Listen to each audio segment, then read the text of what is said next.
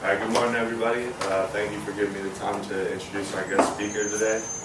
Today we have a speaker talking about castration in the swine industry, a little bit about her qualifications.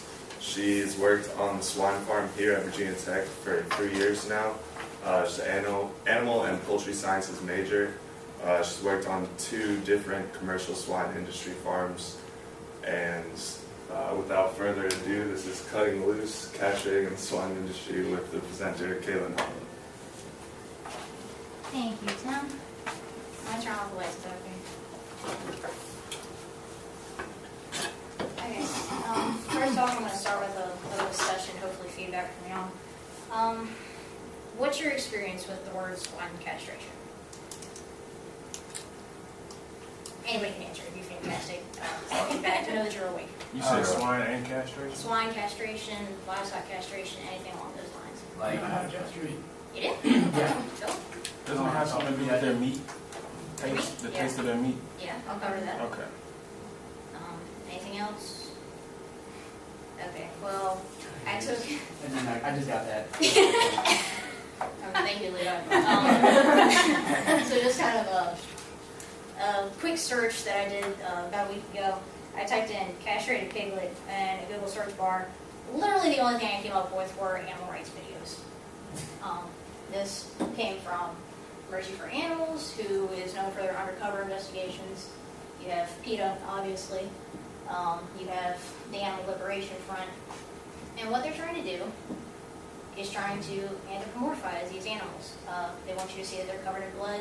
Yeah. What does anthropomorphize mean? You're trying to relate them to you, to show them as humans that have similar characteristics. They want you to show that emotional bond that they have with you. You have, well, I love one because the other. They want you to compare them to your dogs. What they're trying to do is to play on your emotions. This has been my favorite one. What it reads is, dudes, what if this happened to your balls? Essentially, they're trying to scare you. They're trying to play to make you feel bad for them. And from my personal experience, as well as tons of research, has shown that when these animals are castrated, minimal pain is actually involved in the process. And they'll show videos of piglets screaming. They'll show them covered in blood, as I mentioned. This is a defense mechanism for them as far as the screaming goes. They'll do it just because they're removed from their mother, from their litter mates. They're just scared.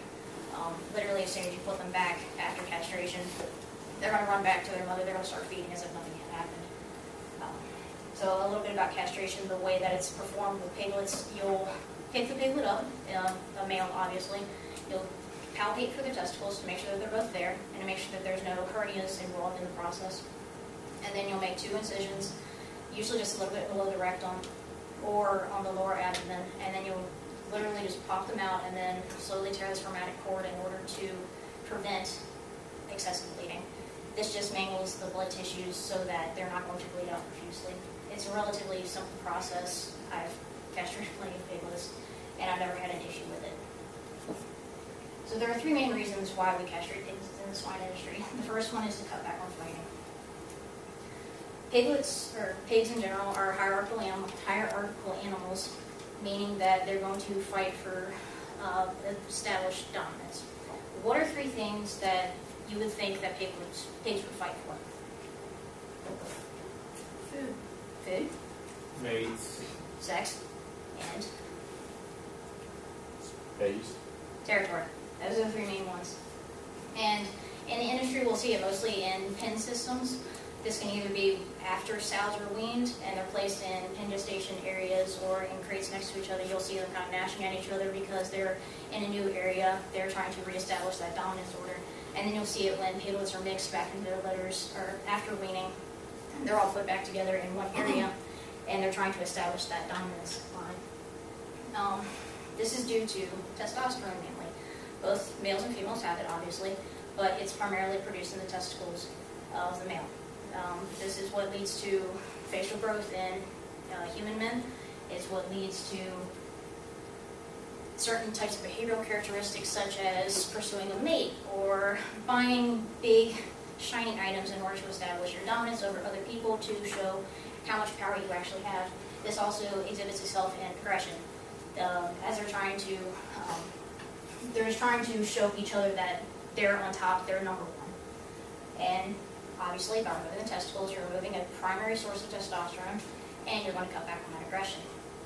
It's easy and it's cost effective, and that's one of the reasons why we do it. Next, we have bore taint. As Robert had mentioned, there is something in bores that, or there are two main chemicals, hormones in bores that will lead to a distasteful component in some of their meat products. Not everybody is particularly sensitive to it, but to some people it is absolutely horrible. If you've ever been around a boar, you can kind of notice that it is a pretty distinct smell. Has anybody been around boars and experienced that? All right, Courtney, thank goodness. But it's pretty obvious. And a pretty good example of this is sausage.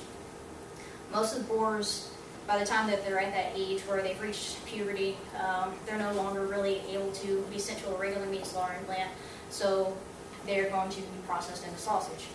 Have you ever noticed how there's really heavy spice in sausage? So that's what they're trying to cover up, that bore taint, if it's actually there. As I mentioned, it's a pretty offensive odor, but to some people that odor transmits over into the taste, and it's due to androstenone and skatol. These things aren't really as complicated as they look, but androstenone in particular is synthesized in the testicles. Skatol is synthesized in the intestines, but since we can't exactly remove the intestines without killing the animal, we kind of leave that alone. With androstenone, it's used as a sex pheromone that when a boar chomps, it emits saliva, and that's used to attract a mate. It's, as I mentioned, it's a pretty obvious smell, but when that saliva is back and re-ingested, it's going to be deposited in the fat of the meat, and that's what leads to bore taint if you're able to pick up on that. That's the second reason why we cut back on her way to castrate. Third, I'm going to go back, is to prevent unplanned pregnancies. Obviously, pigs mount each other. You're going to have boars on boars, you're going to have gilts on gilts, and vice versa, the whole way around. It's another way that they're going to establish dominance with each other. Most pigs are marketed prior to puberty, around 6 months of age, but in more outdoor systems, it takes them longer to reach that age of market, so you're possibly going to run into the issue of unplanned babies if you don't castrate. Obviously, if you do castrate, it's not an issue, so that's one of the reasons why we do it as well. What I want to bring up is that it is essentially no different than neutering your animals. When ASPCA, Humane Society, wants to tell you, hey, you need to neuter your cats and dogs to prevent overpopulation or something along those lines, it's a really similar process that you just want to keep that in mind. So, some of you may be asking, is there another way? And there are a few methods, but as I mentioned earlier, money is pretty key for this. This is a picture of a pig under anesthesia undergoing a neutering process, or a surgical castration. And obviously it involves cost and training from a registered veterinarian, which it makes it a little bit impractical when you have like 50 piglets to castrate in one day. So next we have something known as immunocastration, which is it's essentially a vaccine against a hormone in the process that's going to prevent the production of androstenone and skatol, as I mentioned earlier. What this allows the piglet to do is to keep its testicles, so say if you want to keep the piglet in the herd later on to see if he does want to be, or if you want to keep him as a boar later on, you can, say, administer the first vaccine, and then you're going to have the reduction in the size of the testicles, you're going to prevent that bore taint. But if you don't administer the second vaccine, the piglet will essentially just go back to its normal functioning reproductive capabilities. It's an option for producers, but at this point in time, it's not very cost effective, as I mentioned, and it requires a lot more labor. The first vaccine can be administered within like 3 to 5 weeks. The next one administered needs to be about like 4 months, I want to say. But for that reason, you're going to run into people having to make another full round on the farm, and when you have, say, 1,000 pigs in one pen, it's not very practical for a lot of farmers. And then you run into the issue of, why don't we just not castrate? In the European Union, this is an option, and in some cases, producers are being offered premiums if they don't castrate their piglets because they have higher requirements for their animal safety ideals.